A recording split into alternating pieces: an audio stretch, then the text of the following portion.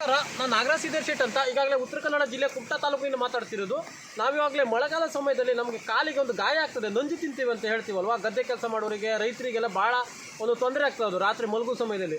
ಆ ಸಮಯದಲ್ಲಿ ನಾವು ಇದು ಚಿಗುರು ಏನಿರ್ತದೆ, ಸಾಗುನಿ ಮರದ ಏನು ಚಿಗುರು ಏನಿರ್ತದೆ ತಾವು ನೋಡ್ಬೋದು. ಈ ಸಾಗುನಿ ಮರ, ಇದು ಸಾಗುನಿ ಮರದಲ್ಲಿ ಈ ಥರ ಚಿಗುರು ಬರ್ತದೆ. ಚಿಗುರು ಎಲೆಯನ್ನು ತೊಗೊಂಡು ಸ್ವಲ್ಪ ನೀರು ತೊಗೊಳ್ಬೇಕು. ನಾವು ಕೈಗೆ ನೀರು ತೊಗೊಳ್ಬೇಕು.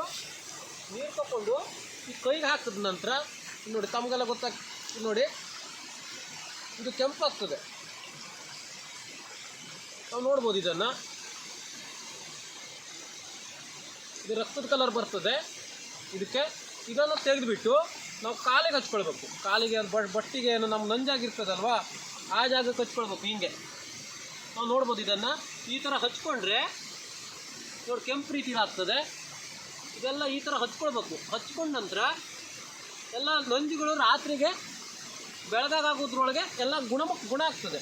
ನಾವು ನೋಡ್ಬೋದು. ಇದನ್ನು ಹಿಂಗೆ ಹಚ್ಕೊಳ್ಬೇಕು. ಒಳಗೆಲ್ಲ ಹಾಕ್ಬಿಟ್ಟು ರಾತ್ರಿ ಸಮಯದಲ್ಲಿ ಹಚ್ಕೊಳ್ಬೇಕು. ಮತ್ತೊಂದು ಸ್ವಲ್ಪ ಮಾಡ್ತಾಯಿದ್ದೀನಿ, ನಾವು ನೋಡ್ಬೋದು. ಇದನ್ನು ತೆಕ್ಕೊಳ್ಬೇಕು. ಎಲೆಯನ್ನು ನೀರಲ್ಲಿ ಸ್ವಲ್ಪ ಹಾಕ್ಸ್ಕೊಳ್ಬೇಕು. ಇಲ್ಲ ಬಿಟ್ಟು ತೆಂಗಿನ ಎಣ್ಣೆ ಆದರೂ ಕೂಡ ಪರವಾಗಿಲ್ಲ, ತೆಂಗಿನ ಎಣ್ಣೆ ಆದರೂ ಕೂಡ ನಡೀತದೆ. ನಾವು ನೋಡ್ಬೋದು. ಇದನ್ನು ಸ್ವಲ್ಪ ನೀರು ತೊಗೊಳ್ಬೇಕು, ಸ್ವಲ್ಪ ತೊಗೊಳ್ಬೇಕು.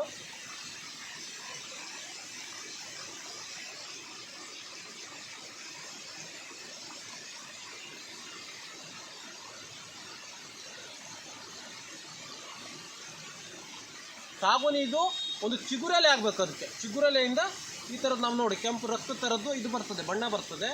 ಅದನ್ನು ಕಾಲಿಗೆ ಹಚ್ಕೊಳ್ಬೇಕು. ಕಾಲಿಗೆ ಈ ಥರ ಒಳಗೆಲ್ಲ ನಿಮಗೆ ನಂಜು ಕಚ್ಚಿರುತ್ತಲ್ವ, ಅದನ್ನೆಲ್ಲ ಹಚ್ಕೊಂಡ್ರೆ ಬೆಳಗಾಗೋದ್ರೊಳಗೆ ಎಲ್ಲ ಗುಣ ಆಗಿಬಿಡ್ತದೆ. ಮೊದಲಿನ ಕಾಲದಲ್ಲಿ ಇದೇ ರೀತಿಯಾದಂಥ ಒಂದು ಔಷಧವನ್ನು ಮಾಡ್ತಾಯಿದ್ರು. ನಾವು ನೋಡ್ಬೋದು. ಇದು ಚಿಗುರೆಲೆ ಆಗಬೇಕು, ದೊಡ್ಡ ಎಲೆ ಆಗೋದಿಲ್ಲ. ಈ ಚಿಗುರೆಲೆ ಆದ್ರೆ ಮಾತ್ರ ಈ ಥರದ್ದು ಒಂದು ಇದು ಬರ್ತದೆ.